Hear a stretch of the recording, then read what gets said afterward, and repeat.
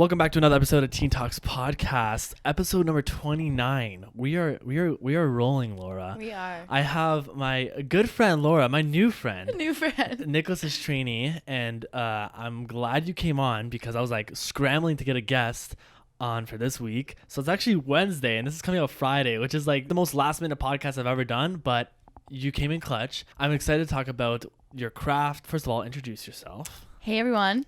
I'm Laura. I currently am enrolled at Ryerson University. I'm studying new media. Going into my 4th year in September, I would say that I am an artist. What is one word you describe yourself as? A little bit of grade 9 drama icebreaker over here. Okay. I would say I'm very outgoing, very bubbly. You're fun. like so nice that like it makes me want to be more nice. I love that you say that. That's so nice. It's like I gotta like do more favors for you to compete. I didn't even do anything for you. Yeah, you did. No, I didn't. You took me to my COVID test. You got me this iced coffee. You made me a protein shake. I did make you a protein. Okay, let's get into this topic. Okay. So we're talking about our passion and the gifts we were born with and that we kind of found at a young age and we kind of carried throughout high school and post-secondary. So I wanted to start off with just asking you simply, what is your passion? Honestly, I would classify my passion as art. I've always been it kind of just came to me naturally. Like as a kid, I was always a very hands-on person. And then I just started drawing like on my own, doodling when I was very young, and like I would get like those like craft sets for your birthday, and I would die to open them. Like I would have to open them in that instance and like make all like, if it was like bracelets or if it was like a painting, like a whatever it was, like I had to do it. And I remember when I first got like my first like set of like sketch pencils, I was like, oh, I'm a pro now. Like, did you get those Michaels kit with like the pastels? I have and the like crayons? 4 of them. Yeah. And like my dad, like to this day, like if he goes to Michaels, he's like, do you need this? I'm like, Dad, that stuff's like not on my part anymore. But like, it was that's funny about the Michaels store. I actually like loved art like that too. I wouldn't say I was the best drawer in the world, but I used to like paint and stuff, whatever. And I liked going to Michaels. And then my mom said, "Oh, that's why it's called Michaels, because it's your store." And I'm like, I kind of just use that as an excuse to like just be better at like art in general. Weren't you like so amused when you go in there? Like it's just so amusing. It is like, really. I would literally just go to just look at stuff sometimes. Yeah. And like it was like a Walmart but for art. Yeah, so you go in there and you just get like so many ideas because you're like, oh my god, like I could do that with that and this with that, and just like start building. You're like, oh, that's a good idea. I don't need a birdhouse, but I wouldn't mind painting one. Why not? So you have a custom sneaker business. And when did you start that? So I started doing custom sneakers January 2020. I'm gonna say that it really took off. I had my first order. Like not order, I wouldn't even say it was order. A friend of mine had asked me to like do a pair of shoes for him in like November-ish. And I was like, yeah, sure, like I could do that. And then I ended up posting it on like this art page I had made back in the day. It used to be called Lines by Laura. Now it's Lines.customs. Lines by Laura was pretty catchy, no? Yeah, I rebranded. Yeah. I was like, you know what? I'm thinking bigger. Like, no, Laura. Like, what if I don't know? I just wanted to like make it like more like legit and like make it a brand and like build off that. And I felt like Lines by Laura was too personal. And like if I wanted to like make it something bigger. Yeah. But anyway, yeah. So I got my first person, and then like I posted it, and I got a client after that, like just before Christmas, so like December, 2019, and then January 2020, I like started getting orders, and like it took off, and I was like, holy, like I gotta start doing this then, I guess. And then like I was like, it kind of just fell in my lap, and I had no idea because I went downstairs and just saw a whole fucking bunch of colors and like pencils and Sharpies. I'm like, wow, a whole blackboard of orders. It was like, it never used to look like that. It was super cool. I literally started doing custom shoes in the corner of my room at a makeup desk that was like this big. Yeah, that's how it all started, right? And like I got like these shelves from like Home Depot, and I just installed them, and like that's where I held my paints, and I had like maybe 10 colors. Well, that's how we all started, right? I remember like tucking all my camera equipment in that one little corner that Nicholas uses as the water cooler spot. And I would like put a green screen behind. I had a green screen. I would just put everything behind it, and now it's like this whole setup with like everything. So it's like where you came from. So starting this business 1.5 years ago, right? Going through the rebranding. Is there any other like barriers that you had trying to like start up this business? So when I first started out, I've been an artist my whole life, but I always felt like bad charging people for the actual time that I spent on like shoes, because it's true. Like, I am a perfectionist, and like everything has to be perfect. So like making sure that I'm charging the client, but also being fair. Like, I was never being fair to myself, I would say. Like, in the beginning, like, I would just give away shoes for like $50 if I'm spending like 10 hours on them. And it's like, where's my like... That's the way to start, though. And that's the way I started. And for a while, that's how I did it. And honestly, like, it was great. But like, it was just became so overwhelming with so much clientele that I was at the point where I was like, I just can't, like, I'm too stressed out. I can't keep up with like all these orders, and I'm not making enough to like sustain like enough of anything, like supplies and whatever it is. Yeah. So that was like a huge barrier. Another huge barrier was even just like coming up with a website where people can order them, because like I talk to 1 billion people a day, and I'm getting so many calls, or like keeping track of everything was like a huge thing, because I'm like scheduling, like when can I get your shoes, and then ordering the shoes and like getting them in on time. It was just like a whole thing. And now I feel like I've improved on that a lot. I have my website where like my clients can like order directly. They know what website are you using for people that are it's Lines.customs.com. You actually bought a web browser and everything? Yeah, like I have. So like you just search up Lines.customs.com and you'll like find me there. Also linked in bio in my Instagram. I'll put it in the description. Yeah, we got it. Don't worry about it. Because I mean, there's a lot of barriers that you, especially with art and money. I did a whole like podcast about like trying to make money through art, because it's a lot of work, and there's never enough money that could pay you for hourly rates. Like when people ask me for videos and stuff, I have to think about it through past experiences, how much time it actually took, like literally, and how much time I could like tell them, okay, this is a reasonable price. Because sometimes, especially music videos, like there's no amount of money that could really pay you to do a good music video, because those things take forever, from cutting all the good scenes to B-roll to feeling the video to matching planning. Like there's never enough shots. Like I did a recent music video. I think I got like, oh my God, I had so many performance scenes, and I still was like fumbling, like, oh fuck, I need this part, I need this specific part, and I can't get it. I reused it, and there's so much footage to organize, and it could get so overwhelming, and it could take so long to organize everything. And by the time you finish the video, you're like, that was not worth like $700. No. You know, like I literally could do that for a promo video, and I do 2 promo videos, and I'll make like more. Yeah. So I think spending money, like working for free, is just a one way to get your business started, but you have to make that transition to get paid for your craft. And that was the hardest part. It was like, okay, I know that I'm here right now, but I know that my clientele is so large. How am I gonna do this? But I want to be fair to my clients, like, you know, mixing friends with money, you know, and I'm like, I don't want to go down that route. So it's like, I'm gonna give you a discount, but I'm gonna give you a discount because I believe in you, but I understand that this is gonna help you in the future, but like you gotta, I'm spending time, you know, like the thing is, especially with video stuff, most of it is in front of them. Is like, that's the short time. They don't see the editing till 1 o'clock in the morning. They don't see me like planning at 3 a.m. Like I'm doing like a client's mock-up in bed, and I'm like literally like passing out. I'm like, oh my God, like I have to stay awake. Like I have to figure this out for tomorrow. So tomorrow, I know tomorrow morning I'm gonna wake up, I'm gonna prep, I'm gonna do what I gotta do, and then like I'm gonna start them, and then I gotta send it to them, make sure they okay it. So much. And like, what if they don't answer that day? And I'm like, oh my God, like I didn't get to that client's shoes because they didn't answer my thing. And I'm like, oh my God. I'm getting stressed just listening to you, because I understand like scheduling through swimming lessons. Okay, that's a lot of fucking like there's these are parents I'm working with, you know, so like their time is money. What was the worst experience you had? This is the worst experience of my life. Okay, honestly, she's a great person and everything, and I really learned from this like experience. It really taught me like I have to lay down my policy, like a contract in a way. I had done these shoes for her daughter. She was like, my daughter doesn't like them, and I was like, okay.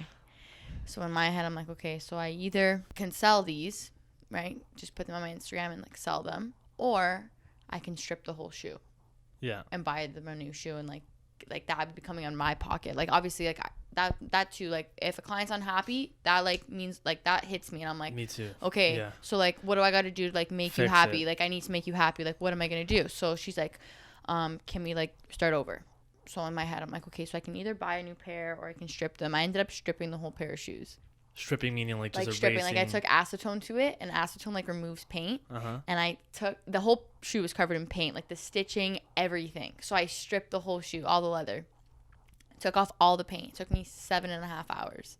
My hands, like that's why if you look at my hands, like they're like literally peeling. It's because I work with like this chemical and it like bleeds through, like breaks everything, like plastic and everything. So anyway, I stripped these shoes 7.5 hours later, and I'm like, okay, what would you like? And it was just like a back and forth of like, what do you want? What do you want? What do you want? What do you want? And it was just like such a long process. And it took me like 6 months to like get her shoes because like she didn't know what she wanted. And then I was like in and out. And then like, it was just bad planning. And like, I didn't have like my mock-up thing in place. And like, if I had my mock-up thing in place, then I could have showed her the design before I spent like 7 hours on the original design that I ended up stripping for 7 hours. So before you just kind of free-handed it? I would just like, okay, like I can do this and put this here and like whatever, and I would just make it up in my head. Like, and I would just be like, okay, like yeah, that works. I see. But now you use like Illustrator. Now I'm like, no, the client needs to okay the design before I even put a paintbrush on the shoe. I think the worst thing is when you do a video for someone and then they pay you and everything and it's fine, but they never use it. You know? Yeah. It's like, or they use it and they just take it down for some sort of reason. They don't give you any sort of credit or excuse. And you're just like, yo, like, I mean, you pay me. I got the money that I wanted for the video, but like a part of that money that I'm thinking about, and it was cheaper. Like I did it cheaper than I usually would. Yeah. And then he just took it down. And he didn't get any sort of explanation, and it's just gone. And even if I can't even use it as references, I can't even use it as my portfolio now.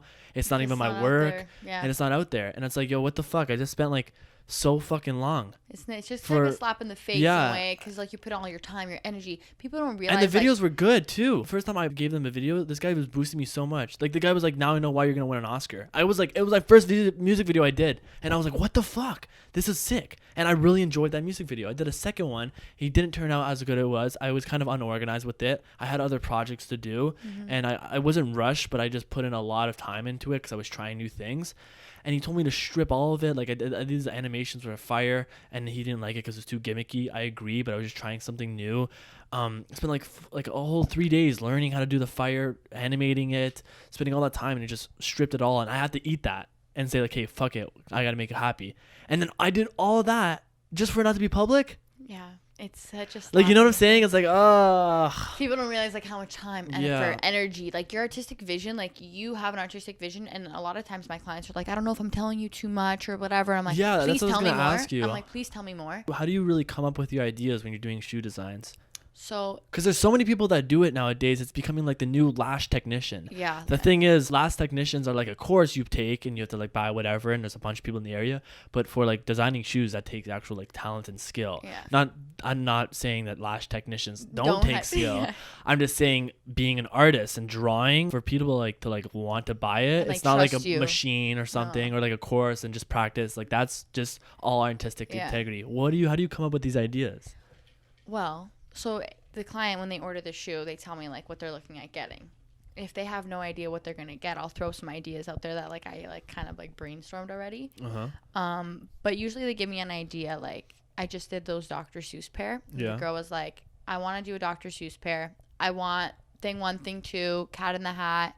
I want like maybe some words, 1 fish, 2 fish. And I was like, okay, like, how about like colors? Like, and I just like asked like, what colors do you want? Do you want the whole shoe covered? What's your like price range around? So I can like gauge like based off the mock-up. Like, okay, like if you want like a simple design, like, and you don't want to spend like this much money, like I can do this at most. But like if anything more than that, like I will be spending a lot of time on this. So like I want to make sure that like I'm fair for you, fair for me. And then when I come up with the design, honestly, it just comes to me naturally. Like now I use like a template, like I use Illustrator. That must be so much easier to put together designs, oh eh? My God. Just because you have it visually. I used to hand draw every single one. Yeah. I used to hand draw it. Because it could be rough enough, but you'll get an idea in order to like put it together. Yeah. I'm gonna do a shoe for. Look at these are the ones I got. I saw them actually. I was looking at them. Those are cool. These are the shoes I got from this hip hop mindset. It's really sick. It has my favorite artist, so J. Cole. For Your Eyes Only. This is my favorite album. See, yeah. This is my favorite Kendrick Lamar album.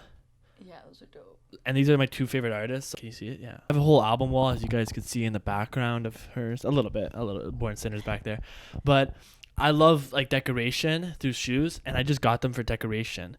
But if I knew like you did this before, I would have. Yeah, it would have been great. No, but I'm gonna get new ones. But I want to get like wearable ones. Oh, for sure. So what I want to do is I want to design a KOD shoe. I love J. Cole too, so like I'm in it. These are the Air Forces we're gonna design. Okay, this is the album cover, so I have it. I'm thinking I want the kids. on that. Drugs. I don't know where. Where should we put it? I would do the kids like from here to here. Can you see me? Yeah. Okay. I would do them from like here to here, and like just do it like that. Oh, like and enlarge like do them? it and like yeah. The whole. I would do the whole thing. The whole thing. Yeah, I would do them all, and I would do that exact like thing. And with the background like this. Yeah. And then the other shoe. And then the other one, like it would be like obviously the other shoe, it would be this side, and then like the same thing, like just like the whole thing, and then like the colors would like just blend out. Oh, the other side you're just gonna do the background like this, or you do the how do you? Like I would just do like the outer sides, to be honest. Well, how about what are the insides gonna be? Like on the inner side, yeah. Maybe we could just do like. Like choose wisely. Like, yeah, we could even do like parental advisory in the back corner. Like could do like. Because he has this. Yeah. I want like to kill Edward. On one side, like enlarged, and then like the back with the kids. You could draw this. Oh, for sure, yeah. Oh, what do you stencil it? Like no, not really. Like with like cartoons and stuff, I can freehand more. It's more for like graphic stuff. Like I'm gonna airbrush quickly, but that's a lot of detail. So like I would rather freehand. So how much for the shoe? Pretty intricate design. So I would say like the Dr. Seuss ones I just did, I spent like 17 and a half hours on them. So like 17 and a half hours times $25 an hour rate comes to like $437.50. So like I would say like around 18 hours, same thing. So if someone wanted like a simpler design, right? Yeah. So like let's say I just wanted like the kids. Like if you wanted like a small like little thing of like the kids on drugs, it'd be obviously a lot less time. Like like maybe like 10 hours. Maybe like just the checks, the color. Yeah, like it all depends like on like the detail that I need to put in. Like I don't rush my stuff because like I put in like precision into like every single moment. Like I'm literally looking at every single detail, every single stroke, every single line, and I'm like, this has to be perfect. Like if this is like a little like jittery, like it's just not happening. If I do a promo video of you making those shoes. Oh, I'm down. And then we switch that. Yeah. Can we do that? For sure. Oh my God, I love doing that kind of stuff. Can we do that? Yeah, we can so do that. Okay, we gotta buy the Forces. I wish they're like sold out everywhere right now. Really? Yeah, I check every single day at like 6 a.m. and like 6 p.m. It's insane. I need them. Those would be so sick. Cause I don't even want the whole shoe. Cause I don't want to. We could just do the sides. I feel like the sides is just better. Or even like we could try like just like the checks. The checks could be like the colors of the background. And because there's dividers here, so you could have like make it white, and then do the background all the way around here. Yeah. And then have like the kids over here, and then the checks the same color. We could even do that. That's what I was thinking. Okay. I'm gonna make a mock up for you, and then we can just play around with it. Okay, say less. Oh my God, I'm excited. So yeah, I that was kind of like I just was interested in like Dr. Seuss, and I always wanted a custom KOD because it's one of my favorite albums, and I really just like the art of it. I really wanted a custom KOD shoes, not even to like represent, but I want to wear them as a way to like express myself, because I think that album is so fucking relatable and so needed in today's generation of music. Like meditation is a new way to medicate and to be one with yourself, and to not use drugs as a distraction, and to not mask money over happiness. Like there's just so much messages in that album that I listen to over and over again to like remind myself who is me, and you know what I'm saying. And just it's a refreshing album, especially because everyone's talking about drugs in their fucking albums at this point, right? Yeah, like it's all like the bad, like money, KOD, sex, drugs. Right? I think there's a lot of work that you put into your shoes, but there's so many people that do it out there. What makes you different from a regular shoe designer? Honestly, what I would say now recently, what I've been trying to implement to make me different than everybody else is incorporating original designs. Like I really want to get away from doing all that mainstream stuff. Like I don't like doing stencil work. Honestly, it feels really tedious to me, and like I just don't get any like rush from it. Like when I'm doing a design and it's like original and something I create, it's such a different like achievement for myself than it is to create something that's already been done or like already been seen. Like I want to create something different, something you've never seen. Yeah. Something for every client is individual, unique to them. Like, what makes this piece of art unique to you? Yeah. How does this like resonate with you? Little Easter eggs that they find in the shoes, you know? You know what I mean? Like, I don't know. There's so many ideas I have in my head, like things I want to like implement into my business, like in terms of like beads, fabrics, like glues. Like I even like detach the check marks now. Like there's so much more I want to do. Like even maybe if I like learn how to like sew and stitch, like I'm thinking about that kind of stuff and like just make some really cool stuff. I am taking new media in school, so I'm also like planning in like the future, hopefully like by August I'll be able to get to it once like I don't think things are going to settle down, but if I have some time, I really want to implement maybe some technology into my shoes. For school I had created like these LED pressure shoes where like you stepped and like the sides like lit up, and that was really fun for me and like I really enjoyed it. So I'm thinking about doing maybe some like electronic work with it. Nice. So I'm thinking like bigger. Like that's the thing. Like, yeah, right now I'm painting on shoes and like I do love painting, but like I'm thinking bigger. Like something I want to make something like cool. Like I want to create something, want to invent something with it. Imagine like every time you stomped like fucking KOD and plays. I did an assignment on it and I got an amazing mark. And like I enjoyed every like part of it. Yo, maybe mine could be the prototype. We could do like lights in the KOD. Yeah. What the fuck? Like we could make it like light up. And then like every time I stomp, it plays my favorite verse. Oh, we want to do sound too? We could figure that out. Right? Oh, this is a project. This is one for the books. Oh my god. This is live I'm on excited. We're like brainstorming together. We just bounce off each other so well.